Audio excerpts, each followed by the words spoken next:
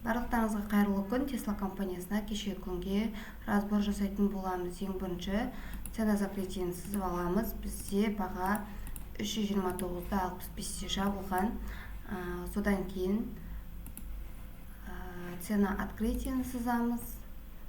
Мына екі свечаның ашылу бағасын алып аламыз. Бізде ол 333.72 деген баға. Жалпы баға қалай орналасып тұр? Дневкаға өтіп қарап аламыз. Көріп тұрғандарыңыздай баға мына бір гептен шығып кеткен. Баға гептің зонасынан шыққан, содан кейін ашылып премаркетте жоғарыға қарай кетіп бара жатыр. Сосын мына жердегі геп, осы жердегі гепті аламыз. Осыған баруы мүмкін, осы гептің зонасында жүргендіктен. Мына жерде минимумы тұр, осы гептің минимумынан баға ашылған, сондықтан да осы гептің максимумына барады деп жоспарлап аламыз. Содан кейін мына күнгі цена открытие келтіріліп тұр. Сосын мына жерде геп осы 342-ні алып кететін болса, бізде осы 342-ге барса, значит мына жердегі геп бар екен. Осыған да бару мүмкін, өйткені бізде баға мына зонаға кіретін болғандықтан, мына гептің зонасына 2025 жылдың 5 айының 23-інде пайда болған геп аптың зонасына кіретін болғандықтан, осының максимумына барып беруде әбден мүмкін. Солай қарастырып аламыз. Бізде басқа одан кейін геп жоқ. Ары қарай кеттік. Енді 4 сағатқа өтеміз, немесе мына жерден өзімізге тағы да уровень сызып аламыз. Мына жердегі 327-ден ашылып 348-ден жабылған үлкен дистрибуционный өскен свечидің дәл ортасын зеркальный уровень сызып аламыз. Оны осы жерге қойсақ 339-ға қойсақ болады екен. Содан кейін осыған да кетіп береді. Бірінші бізде қазір баға, мысалы, біз 6.15-6.20-да анализ жасап өтсақ, баға примерно осы 335-336-ның аумағында жүрсе, 336-ның аумағында жүретін болса, біз $3 сызып алдық, яғни 339-ға барады деп жоспарлап алуымызға болады. Мына жерде премаркет хайды сызып аламыз. Содан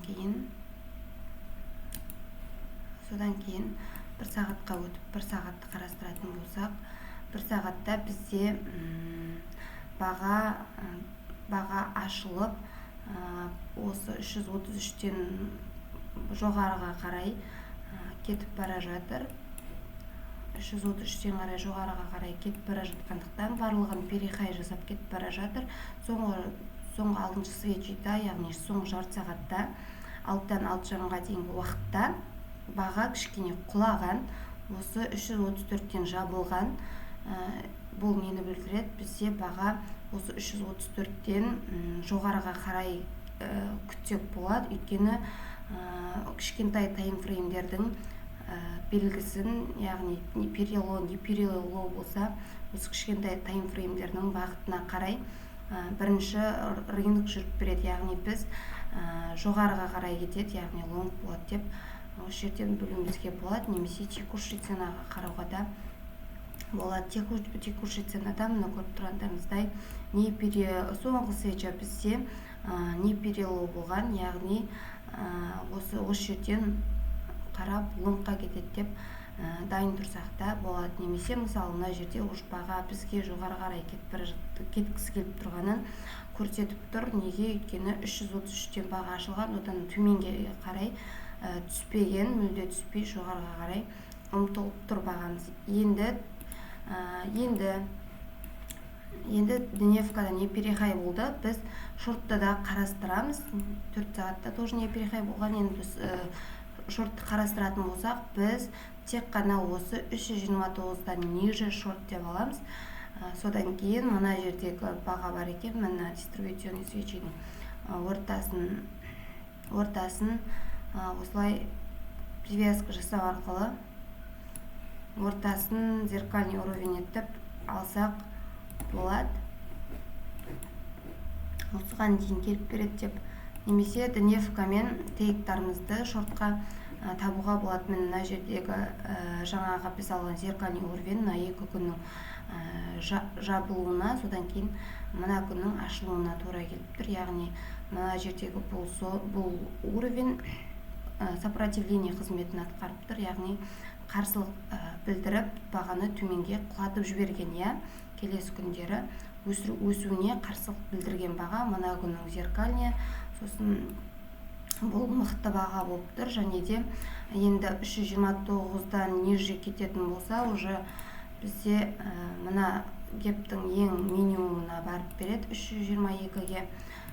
Сондықтан 322-ні де тейк қылып белгілеп аламыз. Соңғы тейк осы 322 болады. Ал одан уже төменге қарай мына дистрибуционный свеченің ішіне кіріп кететін болса, кіріп кетеді деп ойламаймын, өйткені кіріп кетпейтін еді, потому что мына жаққа дейін келу керек болады, өйткені зеркальный бағаға дейін келу керек, ал оған Тесланың ATR жете қоймайтындықтан минимумды 322 деп алатын едім. Егер шортқа кететін болса, минимум тейкті 322 деп белгілеп алатын едім. Көріп тұрғандарыңыздай баға 347-ге барып қайтқан, яғни мына кептің ішіне баға кіргендіктен мына күнгі осы кептің зонасына кіріп, мына 342-де кептің максимумына барды. Ол уже мына жерде бізде мына кептің зонасына кіріп кететін болғандықтан 347-ге дейін барады деп болжам жасаймыз. Және мына күнгі зеркальный уровень болып та есептемек. Мынау кептің максимумы баға осыған барып 347-ден қайтқан.